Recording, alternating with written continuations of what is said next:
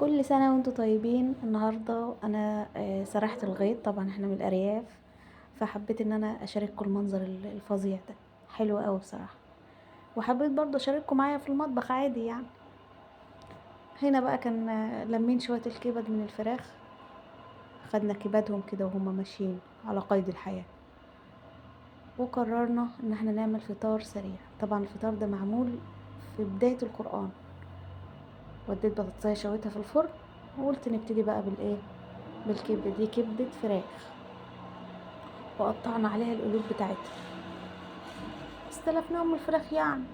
المهم، هندوها تقليبة شمال في يمين كده لحد بس ايه ما تاخد الصدمة ديت. وبعد كده هنضيف عليهم بهارات وفلفل اسود وملح. احنا كده الريحة جابت معانا اخر الشارع. هنقلب طبعا لحد ما تمسك نفسها كده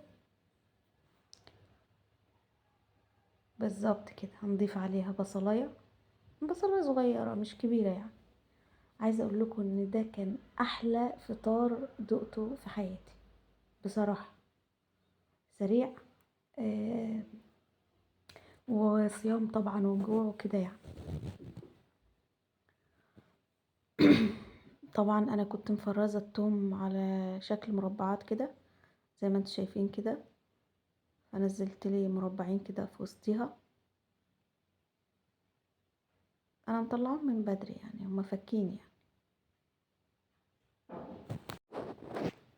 وهنديها تقلبتين بالبصل. بصوا، هو لحد دلوقتي الريحة ممتازة بصراحة، وانا اول مرة اجربها بالطريقة دي.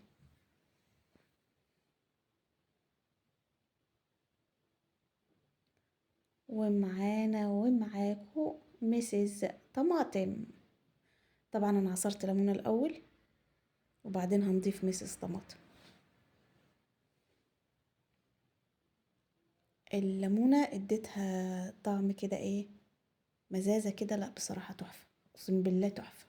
مسز طماطم نزلت، واديها تقليبه. طبعا في ناس هتقول لي انت بتعك، بس اقسم بالله كان طعمها تحفه. اعملوها بس كده وعلى ضمانتي، حتى لو بكبده جزاري عادي يعني. حتى لو بالكبده اللي هي المستورده هتبقى حلوه برضو. بس عموما يعني هي، انا بحب الطازه. طبعا قرنين فلفل، وده شكلها بعد ما ايه، بعد ما خدت ودت كده زي السكينه في الحلاوه. معانا هنا بقى فصين توم مع معلقتين زيت، وقلب قلب. هننزل عليها بعود خضره مع قرن فلفل. طبعا دي الخلطه الشهيره في الفلاحين للبطاطس ايا كانت مسلوقه او مشويه. دي بطاطسيه مشويه عليها كمون وشطه وملح. هنديها تقليبه كده. طبعا انا مش عارفه اقلب كويس لان انا مش ماسكه الطاسه.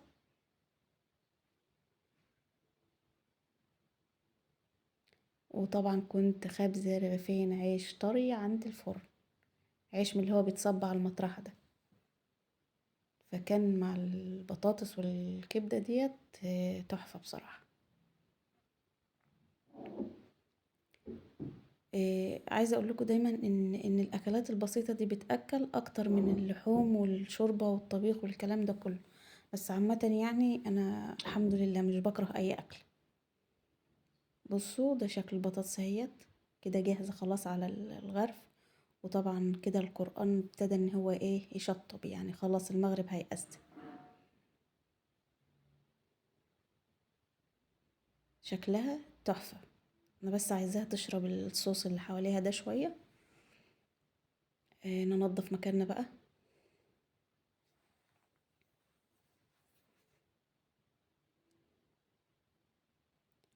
طبعا مع زيتون مخلل، ليمون معصفر، خضار، سلطة، شيبسي. طبعا الشيبسي كمان بنعمله في البيت. دي بقى في اللحظة الحاسمة. خلاص كده هو صدق. القرآن قال صدق الله العظيم. مدفع الإفطار اضرب. طبعا عشان يبقى الأكل سخن. طبعا هنا الأيادي الصغيرة لازم تتدخل، لو ما اتدخلتش تتعب.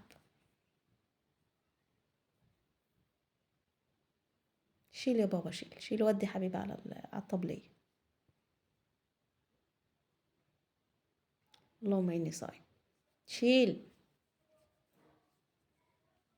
والبطاطس برضو.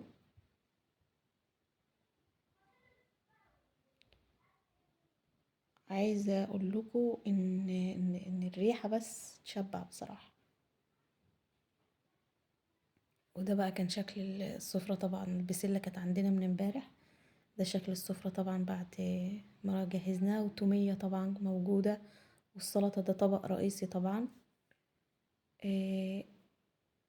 وياريت لايك وشير واشتركوا في القناة عشان يوصلكوا كل جديد. وده العيش اللي احنا خبزناه. وكل سنة وانتم طيبين، ويا رب محتوى قناتنا ينور رضاكم. والسلام عليكم ورحمة الله وبركاته.